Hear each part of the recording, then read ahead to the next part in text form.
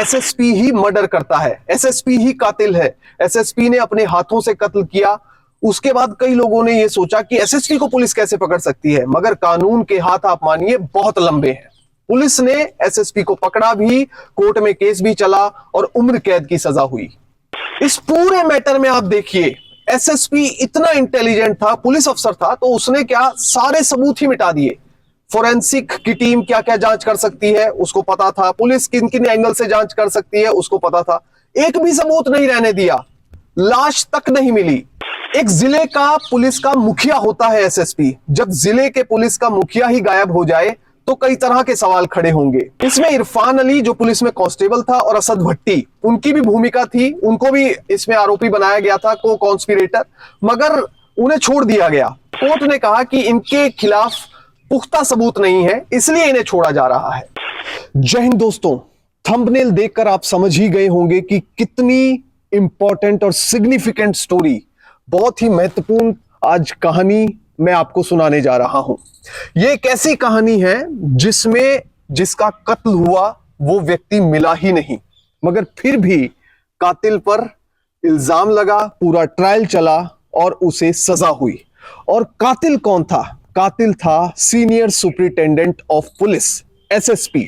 दो मित्र थे, उनके बीच लड़ाई हुई और उसके बाद विवाद कितना बढ़ा कि वो कत्ल तक पहुंच गया।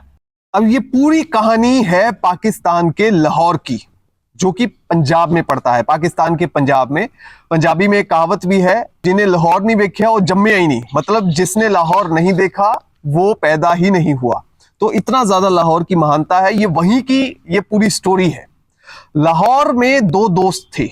अब एक दोस्त जो है वो पढ़ाई में अच्छा था, दूसरा भी पढ़ाई में काफी अच्छा था, मगर जो एक दोस्त है वो सीएसएस का एग्जाम देता है। जैसे इंडिया में यूपीएससी का एग्जाम होता है, यूनियन पब्लिक सर्विस कमीशन का, जिससे कि आईएएस ऑफिसर बनते हैं, आईपीएस ऑफिसर बनते हैं, वैसे ही पाकिस्तान में सीएसएस का एग्जाम होता है, सेंट्रल सुपीरियर सर्विसेज का एग्जाम उसे कहते हैं।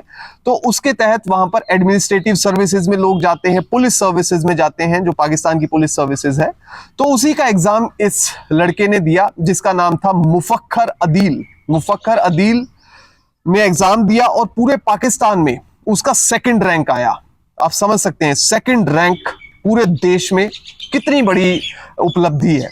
अब सेकंड रैंक आया, उसके बाद पुलिस सर्विसेज में पहले से काफी इंटरेस्ट था, तो उसने पुलिस सर्विसेज चूज की। सर्विस में आने के बाद कई जगह पोस्टिंग हुई, पोस्टिंग होते होते होते होते और कम समय में ही जो है 7-8 साल के गैप पे ही सीनियर सुपरिटेंडेंट ऑफ पुलिस यानी एसएसपी लगा दिया जाता है। अब एक दोस्त तो ये था और दूसरा दोस्त जो है उसका नाम था शाहबाज ततला। बचपन से ये दोस्त थे, इकट्ठे पढ़े, स्कूल में दोस्ती रही। वो उसने लॉ की डिग्री कर ली। लॉ की डिग्री करने के बाद वो वकालत करने लगा। वकालत करने के बाद वो असिस्टेंट एडवोकेट जनरल हो गया, तो उसका भी अपना एक अच्छा स्टेटस हो गया। दोस्ती इन दोनों की बहुत पक्की थी, बहुत अच्छी थी पुराने समय से ही। अब पढ़ने लिखने में दोनों ही बचपन से बहुत तेज थे, तो मगर इंटरेस्ट जो है एक का पुलिस की तरफ था, एक का वकालत की तरफ था, तो दोनों ही अपने क्षेत्र में काफी नाम कमा रहे थे। यानी कि एक लड़का जो है वो एसएसपी हो गया, एक लड़का असिस्टेंट एडवोकेट जनरल हो गया। अब एसएसपी साहब जो है, इनकी शादी हुई साल 2002 में। 2002 में शादी हुई, पत्नी का नाम अस्मा था, अच्छे से फैमिली चल रही थी, 3 बच्चे हुए शादी से, और जो है बहुत ही बढ़िया से हंसी खुशी पूरा परिवार जीवन जी रहा था। अदील और शाहबाज ने सीएसएस के लिए लाहौर में कोचिंग सेंटर खोलने का फैसला किया। अब ये हुआ क्या, बेसिकली जब लाहौर में एसएसपी बन के ये आए मुफक्खर अदील, तो उसके बाद इन दोनों के मन में आया कि क्यों ना हम लाहौर में एक कोचिंग सेंटर खोल लें। उससे पहले भी इनके दिमाग में ये बात चल रही थी कोचिंग सेंटर खोलने की। अब जो मुफक्खर अदील था वो तो पुलिस के अफसर थे, तो अब कैसे करें, कोचिंग सेंटर कैसे चलाएंगे। अब फैसला ये किया कि जो शाहबाज ततला जो कि असिस्टेंट एडवोकेट जनरल है, वो और एसएसपी की वाइफ जिनका नाम था अस्मा, वो दोनों कोचिंग सेंटर में अपना टाइम दिया करेंगे, और जब जब मुफक्खर अदील को टाइम होगा तो वो कोचिंग सेंटर में आ जाया करेगा, पढ़ा दिया करेगा। तो कोचिंग सेंटर स्टार्ट कर दिया। अब 2018 में क्या होता है, अचानक से अदील जो मुफक्कर अदील था, और उसका अपनी पत्नी से झगड़ा हो जाता है 2018 में। अब मुफक्कर अदील की जो पत्नी है अस्मा, उसे और कोई जगह नहीं मिलती, वो नाराज होकर वो मुफक्कर अदील के दोस्त शाहबाज ततला के घर जाती है। वहां पर उससे मदद मांगती है कि इनसे मेरा झगड़ा हो गया है। तो कथित तौर पर हुआ ये इस पूरे मामले में कि जो बयान दिए गए वो ये दिए गए कि ये जब इसकी पत्नी अस्मा वो पहुंची शाहबाज ततला के घर, तो उसने मदद करने के बजाय उसके साथ रेप किया और कई बार उसके साथ इंटरकोर्स किया। अब धीरे धीरे जो है विवाद दोनों के बीच में बढ़ ही गया था, लड़ाई पहले ही हो गई थी। तो ये लड़ाई इतनी बढ़ गई इसके बाद कि दोनों का तलाक हो गया। किसका? एसएसपी मुफक्कर अदील का और उसकी पत्नी अस्मा का डाइवोर्स हो गया। अब यहां पर कहानी खत्म होगी और मुफक्कर अदील ने दूसरी शादी कर ली। अब जो मुफक्कर अदील ने दूसरी शादी की वो की अज़ा नाम की लड़की से। अब अज़ा से शादी हुई और सब कुछ ठीक ठाक चल रहा था। अब क्या है, धीरे धीरे समय आगे बढ़ता है, ठीक है, और 11 जनवरी 2020 का दिन आता है।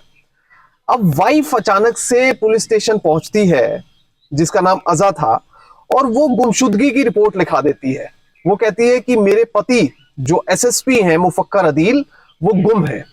अब पुलिस सकते में कि भाई एक सीनियर सुपरिटेंडेंट ऑफ पुलिस, पूरे जिले का जो मालिक है पुलिस का, वो ही गायब हो गया है, पत्नी पहुंची है पुलिस स्टेशन में।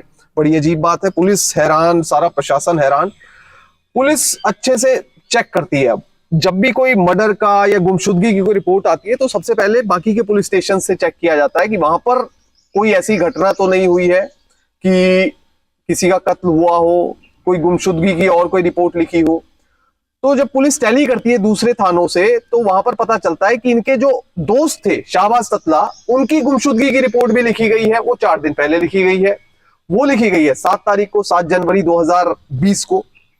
अब पुलिस और ज्यादा हैरान कि 2 दोस्त जो बचपन के पक्के दोस्त, और दोनों अपने क्षेत्र में जो है अच्छी अच्छी पोस्ट पर बैठे हैं। एक असिस्टेंट एडवोकेट जनरल है शाहबाज ततला, दूसरी जगह मुफक्कर अदील जो कि एसएसपी हैं। पुलिस बड़ी हैरान परेशान कि किया तो किया क्या जाए इसमें, ये तो केस बड़ा कॉम्प्लिकेटेड हो गया है। अब पुलिस के पास जो 3-4 चीजें हैं, जो बेसिक एसओपी होता है, स्टैंडर्ड ऑपरेटिंग प्रोसीजर, उसमें जो पहले जो बेसिक चीजें होती है वो चेक की जाती हैं। जैसे सीसीटीवी चेक किया, लोगों से पूछताछ की, है ना, इस तरह की चीजें होती है। तो पुलिस ने सबसे पहले सीसीटीवी चेक करने शुरू किए, हर जगह सीसीटीवी खंगाले। तो सीसीटीवी खंगालते खंगालते, घूमते घूमते पुलिस एक एरिया में पहुंची। वहां पर पता चला कि एसएसपी ने गुम होने से 15 दिन पहले, 15-20 दिन पहले एक मकान लिया था किराए पे, और वहां के ऑनर ने पुलिस को बताया कि इस मकान में उनके दोस्त भी आया करते थे, और बेसिकली बताया जाता है कि जैसे पार्टी वगैरह करने के लिए मुफक्कर अदील और शाहबाज ततला ने ये घर किराए पे लिया था। अब कहानी ये थी असल कि जो पहली पत्नी थी जिसका नाम अस्मा था, उसके साथ डाइवोर्स हुआ ये कि जब वो लड़ाई हुई तो वो पहुंची शाहबाज ततला के घर। शाहबाज ततला ने उसके साथ रेप किया, और ये बात मुफक्कर अदील को पता लगी। मुफक्कर अदील को ये बात जो है मई के महीने में पता लगी 2020 में। और उसके बाद दूसरी पत्नी जो अज़ा थी, अज़ा का भी ये कहना था कि ये व्यक्ति मुझ पर गलत नजर रखता है और ये मुझे सही नजर से नहीं देखता, मतलब इस व्यक्ति में कुछ ना कुछ प्रॉब्लम है। उसने अपने पति को ये सारी बात बता दी। उसके बाद मुफक्कर अदील को बहुत गुस्सा आया कि भाई, मैं शहर का, जिले का एसएसपी, ये बंदा मेरा दोस्त होकर मेरे साथ ऐसा कर रहा है। मेरी पहली पत्नी के साथ तो इसी की वजह से डाइवोर्स ही हो गया, दूसरी पत्नी पर भी ये गलत नजर रख रहा है, मेरा घर बसने ही नहीं दे रहा है। साल 2002 में पहली शादी हुई थी और करते करते 2020 आ चुका है, तो ये मतलब क्यों मेरी पारिवारिक लाइफ को डिस्टर्ब करना चाह रहा है। अब मुफक्कर अदील जो है वो बहुत गुस्से में आ गया कि उसने कहा इसको तो सबक सिखाना है और इसको साफ करना है। अब उसने ये जो घर किराए पर ले रखा था, उसने किसी बहाने से और असद भट्टी नाम के शख्स की मदद से वो उसको किसी बहाने से इस घर में लेकर आया। और बताया जाता है कि पहले वो लेकर आया, ठीक है, और वहां पर जो है उससे बातचीत की। उसके बाद उसे जूस ऑफर किया गया। जूस में उसे बेहोशी की दवाई मिलाकर दी गई थी शाहबाज ततला को। अब बेहोशी की दवाई जो थी, जो जूस था, वो उसने पिया और उसके बाद थोड़ी देर में वो बेहोश हो गया। बेहोश होने के बाद फिर मुफक्कर अदील ने खुद ही उसका गला घोटकर, उसका दम घोटकर उसे जान से मार दिया। अब देखिए, यहां पर सबसे इंपॉर्टेंट बात यह है कि ये यहीं पर स्टोरी रखी है, ठीक है, यहां पर मार दिया। अब मुफक्कर अदील जो है वो एसएसपी था, पुलिस सर्विस का अफसर था। उसे पता था कि अगर वो कोई मर्डर करेगा तो वो फंसेगा एक दिन। तो उसने स्कीम ऐसी बनाई कि कोई सबूत नहीं बचना चाहिए। इसके लिए उसने एक एसिड वाला पूरा ड्रम एसिड से भरा हुआ वो मंगवाया अपने ही एक कांस्टेबल से। उसने पहले तो सोचा कि किससे मंगवाया जाए, किससे, तो एक कांस्टेबल बड़ा भरोसेमंद था, उसको कहा कि मुझे एसिड से भरा हुआ एक ड्रम चाहिए। अब उस ड्रम को जब उसने मंगवाया तो अब चेक भी करना था कि कैसे करें, तो उसने एक बड़ा तकड़ा हट्टा कट्टा बकरा मंगवाया था पहले। तो बकरा मंगवाकर उसने उस ड्रम में डाल दिया और जब फाइनली उसने एक दिन पूरा हो गया, उसके बाद उसने चेक किया तो वो बकरा जो है उसका कुछ भी नहीं बचा था। तो उसने सोचा कि ये बिल्कुल मारने का आइडिया सही रहेगा कि इसी में मैं शाहबाज ततला को डाल दूंगा और उसका कुछ भी नहीं बचेगा और सारे पानी को, सारे तेजाब को बहा दूंगा, गायब कर दूंगा। अब ये स्टोरी जो है पूरी उसने अपने मन में सोची हुई थी और पुलिस ऑफिसर था, उसको एक एक पहलू से पता था कि फोरेंसिक कैसे जांच करेगी, पुलिस कैसे जांच करेगी, किस किस पहलू से, किस किस डायमेंशन पे, किस किस पैरामीटर पे जांच होगी, उसको सब पता था। स्टैंडर्ड ऑपरेटिंग प्रोसीजर सारे पता थे पुलिस के। तो उसने शाहबाज ततला का गला घोट दिया, ठीक है। उसके बाद उसने असद भट्टी की मदद से, कहा यह गया कि असद भट्टी की मैंने मदद ली, तो उसने उस ड्रम में जो है उस शाहबाज ततला को, अपने दोस्त को डाल दिया और उसके बाद उसने वेट किया। एक दिन तक उसने देखा, उसकी बॉडी पूरी तरह से तेजाब में डिसॉल्व हो गई। उसके बाद ये होता है कि जब बॉडी डिसॉल्व हो जाती है फिर वो सोचता है कि अब इस एसिड, जो एसिड है, कहीं पुलिस ऐसा ना करे कि डीएनए के सैंपल उसकी मां के, शाहबाज ततला की मां के ले ले और यहां से एसिड की जांच कर ले, तो पुलिस को पता लग जाएगा कि इसी में शाहबाज ततला की बॉडी डिसॉल्व हुई है और यहीं पर मारा गया है शाहबाज ततला। तो उसने क्या किया, एसिड को नाले में बहा दिया। और जो ये घर था ये बड़े सोच समझ के लिया गया था। इस घर में जो है एक नाला था बहुत बड़ा, उस नाले में ही इसने उस पूरी एसिड को, जिसमें कि शाहबाज ततला की बॉडी डिसॉल्व हुई थी, उसको बहा दिया। अब उसके बाद जब नाले में बहाया तो बहुत स्मेल आ रही थी, गंदी स्मेल आ रही थी। एसिड की स्मेल वैसे ही बहुत गंदी होती है। तो एसएसपी ने फायर ब्रिगेड को फोन किया। उसने कहा कि मेरे घर में बहुत जो है गंदगी है और गंदी बदबू आ रही है, इसलिए मुझे फायर ब्रिगेड भेजिए एक, वो पूरे घर पे पानी का छिड़काव कर देगी। फायर ब्रिगेड बुलाई गई, फायर ब्रिगेड आई। अब जिले का एसएसपी बुलाए तो फायर ब्रिगेड कैसे ना आए, 15 मिनट में फायर ब्रिगेड आ गई। उसने पूरे घर में पानी मारा और जो नाला था, है ना, जो ड्रम वाला एरिया था, उस जगह पर अच्छे से पानी का छिड़काव किया। और फायर ब्रिगेड का आपको पता ही होगा कि पूरे प्रेशर से जो है पानी छिड़का जाता है। तो ऐसे ही पानी छिड़का गया अच्छे से। और जब बिल्कुल बदबू आनी बंद हो गई, जब बिल्कुल उसको लगा कि अब सीन बिल्कुल क्लियर हो चुका है, तो फायर ब्रिगेड की गाड़ी चली गई। अब ये बात यहीं पर दब गई। फायर ब्रिगेड वाले भी हैरान थे कि भाई एसएसपी मतलब एक घर में बुला रहे हैं अंदर फायर ब्रिगेड के लिए, मगर उन्हें कुछ पता ही नहीं चला क्योंकि एसएसपी ने बुलाया, उन्होंने अपना काम किया, वो चले गए। अब वो इतने में क्या हुआ कि जब ये सब कुछ हो गया, मुफक्कर अदील को यह पता था कि चाहे मैंने सारे सबूत मिटा दिए हैं, चाहे उसकी बॉडी भी गायब कर दी है, सब कुछ कर दिया है, मगर एक दिन पुलिस मेरे पास पहुंचेगी ही पहुंचेगी, क्योंकि कानून के हाथ लंबे होते हैं और पुलिस की जांच जो है वो कहीं ना कहीं घूमते फिरते मेरे पास तक आएगी। तो मुफक्कर अदील अपने घर से भाग गया। वहां से भागकर वो पहुंच गया पाकिस्तान के बॉर्डर पे, जो ईरान के साथ लगता है, वहां पर जाकर छिप गया। अब इतने में उसकी पत्नी पुलिस स्टेशन पहुंचती है। तो उसके बाद ये सारी कहानी खुलती है कि आखिर जब एसएसपी गायब, उसके बाद उसका दोस्त गायब, तो पुलिस का माथा ठनका कि आखिर ये हुआ कैसे। फिर पुलिस उस घर में पहुंचती है जो कि किराए पर लिया गया था। उस घर का जो ऑनर है वो बताता है कि यहाँ पर कुछ दिन पहले फायर ब्रिगेड की गाड़ी बुलाई गई थी। फिर हर तरह से जो है कानूनी पहलू से जांच की जाती है। फिर फायर ब्रिगेड से कंफर्म किया जाता है क्या गाड़ी बुलाई गई थी। फायर ब्रिगेड कहते हैं हाँ जी गाड़ी बुलाई गई थी, अच्छे से वो साफ किया गया। अब पुलिस ने जब उस घर के अंदर जाकर जांच की तो पुलिस को कुछ भी नहीं मिला, कि ऐसा नहीं मिला कि जो इंक्रिमिनेटिंग एविडेंस होता है ना, वो नहीं मिला वहां पर, कि वहां पर कोई ऐसा एविडेंस मिले कि वहां पर शाहबाज ततला की मौत हुई है या कुछ ऐसा, कुछ नहीं पता चला। वहां पर सिर्फ एक कप पे, एक गिलास पे मुफक्कर अदील जो एसएसपी थे उनके फिंगरप्रिंट्स मिले, बस दैट्स इट। इसके अलावा कुछ नहीं मिला, छोड़ा ही नहीं कुछ एसएसपी ने। मगर फिर जब एसएसपी भाग गया उसके बाद, क्योंकि वो डर गया था, क्योंकि उसे पता था कि एक दिन तो पकड़ा ही जाऊंगा, असिस्टेंट एडवोकेट जनरल मरा है, कोई छोटी मोटी बात नहीं है। अब उसने कुछ पॉलिटिशियन से राब्ता किया, बात की कि भाई मुझे बचा लीजिए, ऐसे ऐसे बात हो गई है। तो पॉलिटिशियंस कोई भी उसकी मदद के लिए आगे नहीं आए। फिर फाइनली उसने फैसला किया कि मैं खुद जाकर पुलिस में सरेंडर करूंगा, और वो पहुंच गया, लाहौर वापस पहुंचा, वहां पर पुलिस के सामने सरेंडर कर दिया। पुलिस हैरान, मीडिया सारा, मतलब देश भर में एक खबर चल रही है कि मुफक्कर अदील एसएसपी ने सरेंडर किया, और पूरे देश में मतलब ये नेशनल न्यूज बन गई।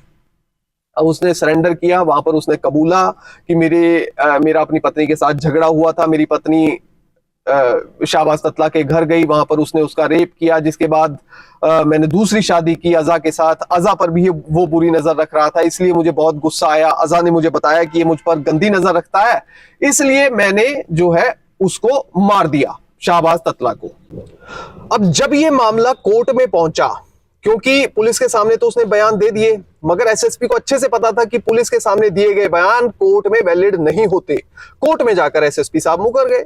अब कोर्ट में एसएसपी मुफक्कर अदील ने कहा कि भाई मैंने तो कुछ भी नहीं किया। कोर्ट ने पूछा आपने क्राइम किया है, आपने कत्ल किया है? उसने कहा नहीं किया। बल्कि मुफक्कर अदील के वकील ने कोर्ट में यह कहा कि जब किसी की लाश ही नहीं मिली है, शाहबाज ततला की मौत हुई बता रही है पुलिस, तो अगर उसकी लाश नहीं मिली है तो पुलिस को यह कैसे पता कि वो मर गया है? क्या पता वो जिंदा हो, क्या पता वो कहीं भाग गया हो, क्या पता उसे कोई लेकर भाग गया हो। तो पुलिस को तो पहले उसे ही ढूंढना चाहिए। कत्ल का केस मेरे मौकिल पर नहीं चलाना चाहिए। कोर्ट भी पसोपेश में पड़ गया, कोर्ट भी हैरान परेशान, सब लोग, पुलिस के अधिकारी हैरान परेशान ये दलील सुनकर। अब कोर्ट में ये मामला जो है काफी लंबा चला। दलीलें पुलिस की तरफ से भी दी गई, दलीलें वहां से भी दी गई, और कुल मिलाकर जो एक आर्ग्यूमेंट था वो ये था मुफक्कर अदील के वकील का और मुफक्कर अदील के पक्ष का, कि जब किसी व्यक्ति का उसकी डेड बॉडी रिकवर नहीं हुई, कोई और एविडेंस नहीं मिल रहा है, तो सिर्फ एक सीसीटीवी फुटेज के आधार पर मेरे मौकिल को कत्ल के केस में कैसे आप आरोपी बना रहे हैं, कैसे उसको सजा दी जा सकती है। मगर कोर्ट ने बड़ा सख्त स्टैंड लिया इस पूरे मामले में। कोर्ट में एडिशनल डिस्ट्रिक्ट एंड सेशन जज थे शबरेज अख्तर रजा। उन्होंने कहा कि अगर डेड बॉडी नहीं है या कोई और एविडेंस नहीं है, फिर भी कोर्ट फैसला ले सकती है, कोर्ट को अधिकार है। सर्कमस्टांशियल एविडेंस के आधार पर कोर्ट फैसला ले सकती है, अपनी प्रूडेंस के आधार पर कोर्ट फैसला ले सकती है, और ये डिसाइड कर सकती है कि कौन कातिल है, कौन नहीं है, कौन इनोसेंट है, कौन इनोसेंट नहीं है। ये कोर्ट फैसला कर सकती है। तो कुल मिलाकर जो है ये पूरा मामला इस तरह से काफी लंबा चला। फिर फाइनली कोर्ट ने लाइफ इंप्रिजनमेंट यानी उम्र कैद की सजा सुनाई एसएसपी मुफक्कर अदील को। उसके बाद उम्र कैद की सजा काटने चले गए जेल में मुफक्कर अदील। मगर इस कहानी ने कई तरह के सवाल खड़े किए, और इस कहानी में दो तीन चीजें और सामने आई। वो ये थी कि लाहौर पुलिस ने कुल मिलाकर 29 लोगों के स्टेटमेंट दर्ज किए, मगर उनकी पहली या दूसरी पत्नी का स्टेटमेंट ही दर्ज नहीं किया। पहली पत्नी ने तो मीडिया के सामने आकर यह कह दिया कि मेरे साथ तो कोई रेप हुआ ही नहीं था, शाहबाज ततला ने कुछ भी नहीं किया। तो उसके बाद ये भी सवाल खड़े हुए कि क्या शाहबाज ततला को किसी और बात के लिए मारा गया था, जो रीजन दिया गया वो कारण नहीं था, कोई और कारण था। तो कुल मिलाकर जो है ये पूरा उलझा हुआ मामला था। कोर्ट ने भी माना काफी कॉम्प्लिकेटेड मैटर है, मगर इसमें सजा सुना दी गई। अब उसके बाद मुफक्कर अदील जो एसएसपी थे वो हाईकोर्ट का, उन्होंने लाहौर हाईकोर्ट का रुख किया, उसमें अपनी दलीलें दी हैं। अब कोर्ट उन्हें राहत देती है या नहीं, ये तो बड़ी बात है, मगर देखने वाली बात है कि भविष्य में क्या होता है। मगर एक बात इस पूरे मामले में साफ है कि कोई कितना ही बड़ा आदमी बन जाए, कितने बड़े पद पर चला जाए, कितना पावरफुल बन जाए, कितना अमीर बन जाए, अगर आपने कोई गलत काम किया है तो कानून की नजर से, कानून के हाथों से आप नहीं बच सकते। आप एक ना एक दिन सजा के हकदार जरूर होंगे, आपको पुलिस पकड़ेगी और आपको जेल भी जाना होगा। जय हिंद।